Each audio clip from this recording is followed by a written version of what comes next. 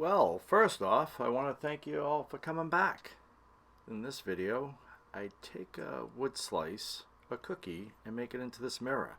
This was a practice one I had made just to practice. And this is how I made it. I got this cookie up at Maker Camp last year, and I brought it home with me. I noticed this kid is always interrupting me. Go follow Jordan at Growlia Domestic, and hopefully he'll leave me alone. So back to the cookie. So I took this flattening bit, and I noticed the cookie wasn't flat, and I probably should have leveled it out more. But this being my first time making something like this, I had no idea what I was doing, and I just put it on there and just started cutting and cutting and cutting and cutting. And I got this cookie with all these lines on it and thought I was good.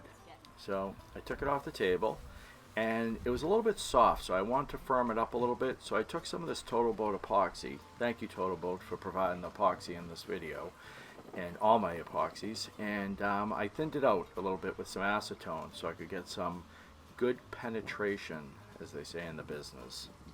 I think that's what they say. Well, that's what I'm saying. And that's what I got. And it basically froze all the fibers in that position. And I sanded and sanded, and I still ended up with lines in my cookie. But I moved forward and figured I'd add a little bit of varnish to it. But before I did that, I varnished a bug for another little project I'm working on. So keep an eye out for that video. Well, I loaded it up with a couple coats of varnish after I was done bugging around, and gave it a little bit of wax, and I didn't want it to be stuck in the mold. And I think this was going to end up being a problem in the end, but didn't realize it at the time, so kept moving forward. I built a little form out of some 1/2-inch MDF, made a circle, covered it with Tyvek tape, and made a little ring for it. This is just 1/2-inch MDF, probably should have been 3/4, but you live and you learn. So I made this ring, made sure it was watertight, and sealed it up here and used it for my cookie. I put it down, I put a little board across it because we all know wood floats, and I want it to be held down nice. And I got this thick set epoxy, also from Total Boat, mixed it up, and brought it over to my welding table to pour, because if it spilled, I didn't mind if it got on my welding table. I added a little bit of Mixol 99 blue. That's the classic river table blue you see everybody use. It's a beautiful tint. Just a few drops go a long way. And added it to my cookie. So we poured it down a little bit slow at first, just to make sure we had no leaks. And then when we got a little bit more comfortable with it, really loaded it up. So I added these pieces of wood because I was getting a little bit of epoxy going underneath the cookie, and I figured this extra pressure would hold it down. And as you see, approximately 10 hours later, we were done. We had a nice solid cookie. So now it's still uneven. The flat face is facing down, so I loaded it back up in the CNC, got the same flattening bit, and just started flattening the back side of this. And I tell you, this makes a mess, but it's nice, goes quick, and if you don't have like a big enough planer or something, it works out good. So just going across, and watch where you put that camera. Could have been a little bit dangerous there, but we got through it. And when I was done, I cleaned it off. And this shot here, I'm using denatured alcohol, but I ended up using mineral spirits, and I think that's kind of where things went bad for me. Not realizing at the time, do not use mineral spirits to clean it.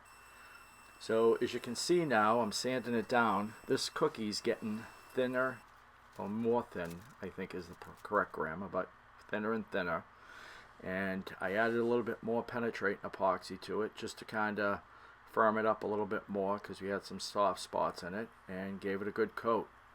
And you could really see that grain starting to pop through there, the color. It looked great, and I was really excited about it. But then I noticed I started getting these weird like bubbles and stuff on the top, and I wasn't really sure what it was. So I figured, hey, I'll just brush them out. I'll take care of it and move forward. And forward I did move.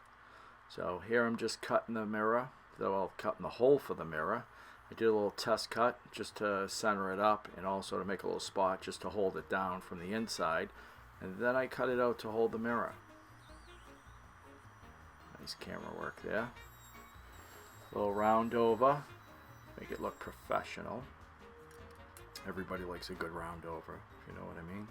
Mirror fit nice, and where it was so thin I want to add a back to it for some support, and just use a little double-sided stick tape here that you'll see won't hold a little bit later.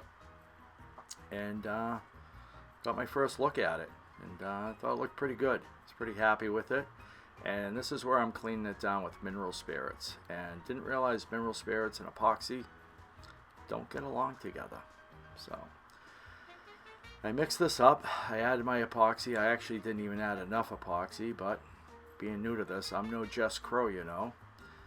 Almost rhymes. And did my thing like everybody else does. Got a heat gun out and got a bunch of little bubbles and marks and bare spots. So sanded it off.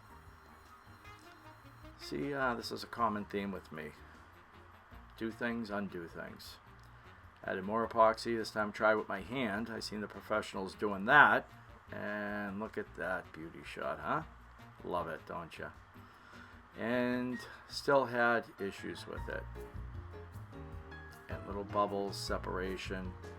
Basic looks like crap. So I sanded it off once again. And it was at this point I realized, you know what? I'm just going to have to go a different direction here.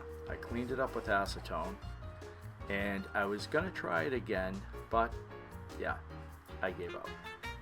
So I did what anybody else would do, add some classic varnish to it, and sanded it smooth. I did about 10 coats of varnish, sanded it smooth, and then I polished it. I had just done a video about polishing pieces and had my polisher out and said, let's see how this looks. And I think it came out pretty damn good for all the aggravation I went through with it and all the problems with the finish, which were self-induced. It came out pretty good. I took some of this Thixo. You want to get rid of the first little bit that comes out there because it's just mixing up. Put a few dabs on this mirror because the two-sided tape didn't hold, and added a few blobs around the glass and stuck the wood down. And that did the trick. Just to jazz up the back of it a little bit so it wouldn't have any issues with moisture. I add a little bit of varnish to the back, make it look nice and pretty, and this piece was just about done. So it was a good learning experience. Like I said, I had never done anything like this, and it came out pretty damn good. Oh, there's one of Derek's wall hangings in the background. The grain really showed through nice on this. The epoxy came out okay, and like I said, all in all, I was very happy with this. So thank you for watching. If you like it, please subscribe, comment, share. You know the routine. Thank you.